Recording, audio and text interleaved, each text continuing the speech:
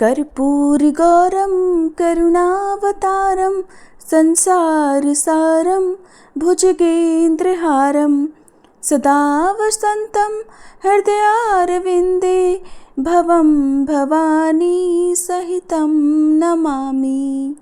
जय भोलेनाथ। आप सभी पर भोलेनाथ की कृपा सदा बनी रहे। आज सोमवार का दिन है और सोमवार के दिन देवों के देव महादेव की पूजा की जाती है। इस दिन भक्त भोलेनाथ की पूजा करके उपवास रखते हैं और व्रत की कथा पढ़ते अथवा सुनते हैं। तो प्रिय श्रोताओ, आज के इस वीडियो में आप सुनेंगे सोमवार व्रत की कथा। उससे पहले आइए हम सब मिलकर भगवान शिव की स्तुति करें। आशुतोष शशांक शेखर चंद्र मौलि चिदंबरा, कोटि कोटि प्रणाम शंभु, कोटि नमन दिगंबरा। निर्विकार ओंकार अविनाशी, तुम्ही देवाधिदेव, जगत सर्जक प्रलय करता, शिवम सत्यम सुंदरा। निरंकार स्वरूप कालेश्वर महायोगीश्वरा, दयानिधि दानेश्वर जय, जटाधार अभयंकरा। शूलपाणि त्रिशूलधारी, औघड़ी बाघंबरी, जय महेश त्रिलोचनाय, विश्वनाथ विशंभरा।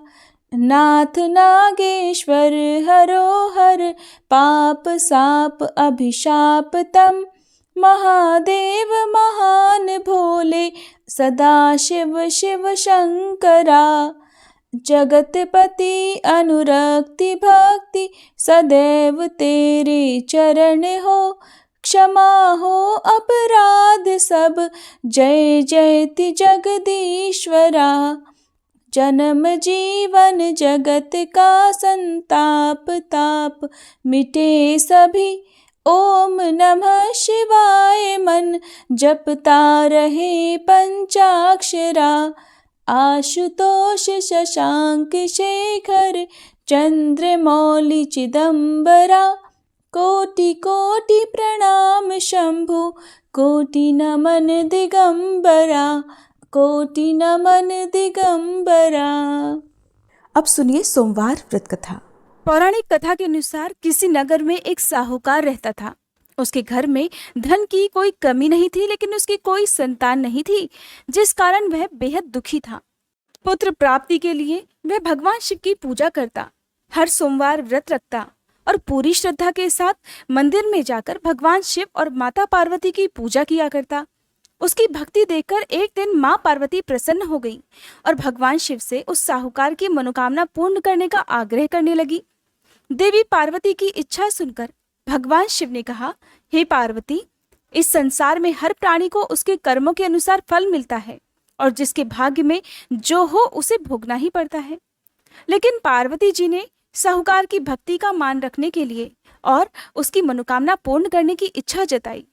माता पार्वती के आग्रह पर भगवान शिव ने साहूकार को पुत्र प्राप्ति का वरदान तो दिया, लेकिन साथ ही ये भी कहा कि उसके बालक की आयु केवल 12 वर्ष होगी। माता पार्वती और भगवान शिव की इस वार्ता को साहूकार सुन रहा था।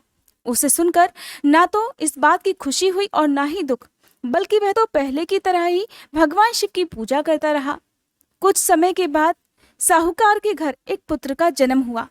जब वह बालक 11 वर्ष का हुआ तो उसे पढ़ने के लिए काशी भेज दिया गया।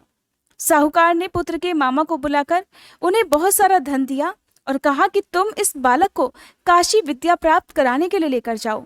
रास्ते में यज्ञ कराते हुए जाना। जहां भी यज्ञ कराओ वहां पर ब्राह्मणों को भोजन कराकर दक्षिणा देते हुए ही आगे जाना।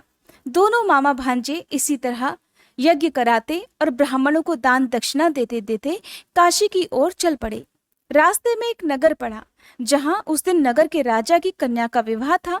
लेकिन जिस राजकुमार से उसका विवाह होने वाला था, वह राजकुमार एक आंख से काना था। राजकुमार के पिता ने अपने पुत्र के काना होने की बात को छुपाने के लिए एक चाल सोची। साहूकार के पुत्र को देखकर उसके मन में एक विचार आया। उसने सोचा, क्यों न इस लड़के को दूल्हा बनाकर राजकुमारी से विवाह करा दूं।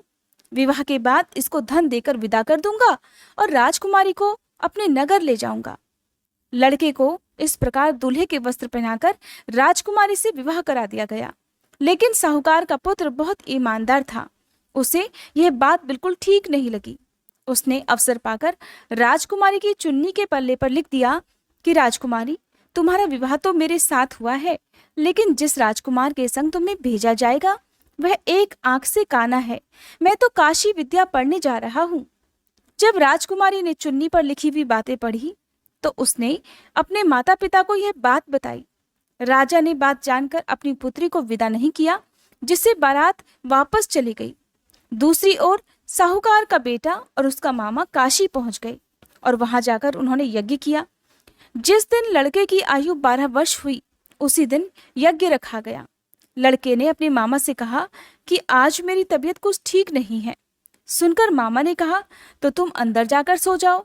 शिवजी के वरदान अनुसार कुछ ही क्षणों में उस बालक के प्राण निकल गए। मृत भांजे को देखकर उसके मामा ने विलाप शुरू कर दिया। संयोगवश उसी समय शिवजी और माता पार्वती उधर से जा रहे थे। पार्वती जी ने भगवान शिव से कहा कि प्राणनाथ, मुझे इसके रोने का स्वर सहन नहीं हो रहा। आप कृपया इस व्यक्ति के कष्ट को अवश्य दूर कीजिए। जब शिवजी मृत बालक के समीप गए तो वह बोले कि देवी, ये तो उसी साहूकार का पुत्र है जिसे मैंने 12 वर्ष की आयु का वरदान दिया था। अब इसकी आयु पूरी हो चुकी है। सुनकर देवी पार्वती के मन में ममता जाग उठी। देवी पार्वती कहने लगी, हे महादेव, आप इस बालक को और आयु देने की कृपा कीजिए, नहीं तो इसके वियोग में इसके माता पिता भी तड़प तड़प कर मर जाएंगे। माता पार्वती के आग्रह पर भगवान शिव ने उस लड़के को जीवित होने का वरदान दे दिया। शिव जी की कृपा से वह लड़का जीवित हो गया। शिक्षा समाप्त कर लड़का अपने मामा के साथ वापस नगर की ओर चल दिया। दोनों चलते चलते उसी नगर में जा पहुंचे जहां कभी उसका विवाह हुआ था। उस नगर में भी उन्होंने यज्ञ का आयोजन किया। उस लड़के के ससुर ने उसे पहचान लिया और महल में ले जाकर उसकी खूब आवभगत की और अपनी पुत्री को धूमधाम से विदा कर दिया। इधर भूखे प्यासे रहकर साहूकार और उसकी पत्नी अपने बेटे के आने की प्रतीक्षा कर रहे थे। उन्होंने निश्चय कर रखा था कि अगर उन्हें अपने बेटे की मृत्यु का समाचार मिला तो वे भी प्राण त्याग देंगे। परंतु अपने बेटे के जीवित होने का समाचार पाकर वे बेहद प्रसन्न हुए। उसी रात भगवान शिव ने व्यापारी के स्वप्न में आकर कहा, हे श्रेष्ठी, मैंने तेरे सोमवार के व्रत करने और व्रत कथा सुनने से प्रसन्न होकर तेरे पुत्र को लंबी आयु प्रदान की है। इस प्रकार जो कोई सोमवार व्रत करता है या कथा सुनता और पढ़ता है, उसके सभी दुख महादेव की कृपा से दूर हो जाते हैं और समस्त मनोकामनाएं भी पूर्ण हो जाती हैं। प्रेम से बोलिए, भोले शंकर भगवान की जय। ये थी सोमवार व्रत कथा।